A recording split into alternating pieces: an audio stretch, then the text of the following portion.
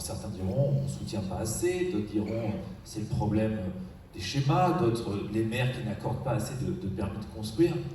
Moi je trouve qu'on a organisé l'irresponsabilité à tous les étages.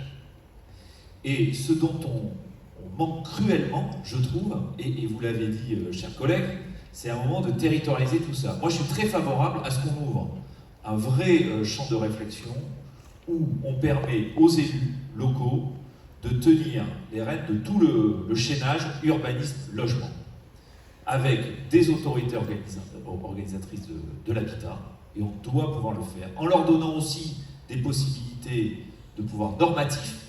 Et j'aime bien votre idée en disant mettons-nous d'accord sur quelques règles nationales et laissons au niveau local adapter en fonction des situations, et comme ça les acteurs concernés seront vers qui se retourner, et on évitera ce qu'on constate aujourd'hui. Quand même, moi j'observe les débats aujourd'hui sur la crise, tout le monde se renvoie la balle, tout le monde se renvoie la balle.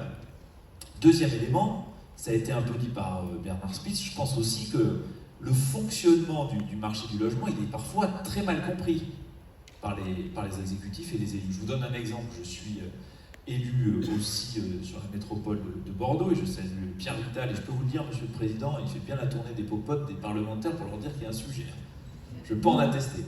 Moi, j'ai rencontré des élus qui m'ont dit qu'en fait, le marché du logement était un marché particulier, et plus on construisait, plus on alimentait une bulle, et donc plus on augmentait les prix et on rendait l'acte de logement difficile. C'est des élus en charge de l'urbanisme qui me tenaient ce type de propos il y a 3 ans. Vous voyez, la marge que l'on a à franchir pour bien faire expliquer, faire comprendre le fonctionnement. 2 autres éléments de réflexion peut-être. Ça a déjà été dit, je crois qu'il faut retrouver des incitations aussi à construire, à densifier. Je pense que la densification est un combat, il faut du courage politique aussi pour le faire, et probablement aussi des incitations. On a, avec la suppression de la taxe d'habitation, rompu une partie du lien fiscal local.